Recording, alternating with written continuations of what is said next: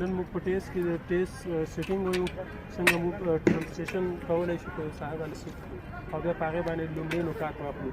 نو موږ د دغې نقطې لومړی چې موږ دا د لیول ماشین په خلاف باندې موږ لیول ماشین کې چې وو نقطه اخیسته وو په بیم باندې مو راډ نه وو. دلته چې دی لومړی چې موږ کوم بیم ټاکلی د جی پی ایس په واسطه نقطه اخیستې د هغې د پاسه موږ ټرانسلیشن سیټ کوو. نو دغه زموږ بیم نقطه ده چې موږ اخیستې دې کوارډینات موږ لرو. نو کله چې موږ دغه سپایه درو کوشش وکړو چې د بیم ته مخامخ یوه خپه راوړو هغه بیا موږ خاوره کې یا چې هغه ځای کې موږ کېکاږو. دې ته چې مخامخ ته بیا کولی شو هغه دوه خپې انتقال کوو بیا په هغې باندې ټرانسلیشن موږ دغې نقطې ته برابر نو دغه خپه کېکاږو.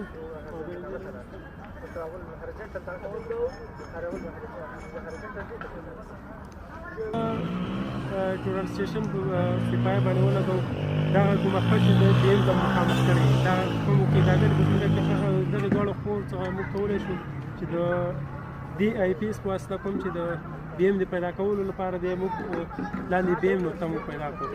نو موږ یوه خپه د بیم سره خوا کې نږدې کړو تر څو موږ په اسانۍ سره وکولی شو چې بیم پیدا کړو. که چېرته موږ د بیم نقطه خوا دې خوا نو د دغې دواړو خپو د خوځولو په واسطه موږ کولی شو بیم پیدا کړو.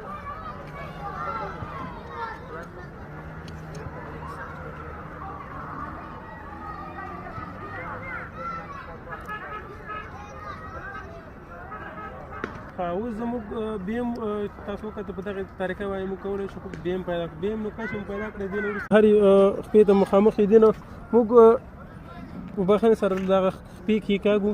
کله چې موږ بیم په نقطه کې پیدا کړې درې واړه خپې موږ کېکاږو په ځمکه کې کلکوو. بیا یې دې نه وروسته چې دغه پیدا کوو ببل دا چې هرې یوې خپې ته مخامخ یې په دغې طریقې سره هغه خپه نیسو او دې ځای کې به په پایه باندې خپه کېږي او د دې نقطې نه به دا جګ وټیټ نو زموږ ببل همدې خپې ته برابر دی لږ معمولي ونې.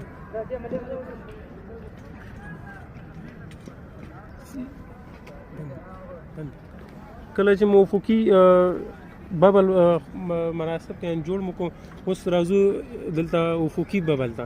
افقي ببل چې دی موږ چې دغه د کیبورډ او یا هم د ډسپلی چې هر یوې دغه ته د سکرو ته مخامخ وي نو هغه زموږ ایکس دی او دغه باقي دواړه کوم چې دی دا وای دی.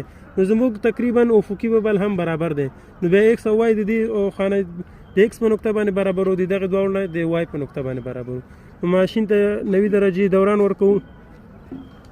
بیا هم ګورو چې زموږ عمودي ببل هم برابر دی. یعنې مطلب دا چې زموږ ماشین سیټ دی. اوس راځو دغه نقطې کوارډینات ورکوو. نو زموږ د ماشین سیټ کول تر دغه ځای پورې وو.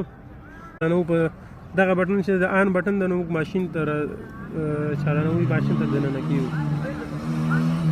راځو اوس دا چې موږ د ماشین سیټ شو په دې نقطه باندې اوس د دې نه وروسته موږ په دغه ډیجیټل کوارډیناتو کې ګورو چې زموږ دغه نقطه صحیح ده او که نه ده.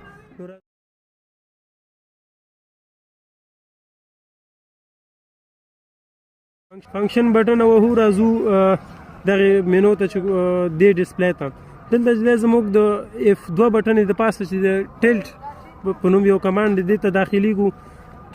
ګورو چې زموږ د ایکس په نقطه باندې چې دی د ایکس په تقریبا 15 دقیقې فرق کوي او د وای په نقطه چې دی دا صرف 15 دقیقې فرق کوي چې دا دومره د 15 شپږ او یا هم 2 او 3 دقیقې چې دا مجال دی پروا نه کوي. د ایکس چې دی موږ مخکې ویلي وو چې د ډسپلی ته چې کوم مخامخ سکرو دی دا د ایکس معمولي شانتې تاوو.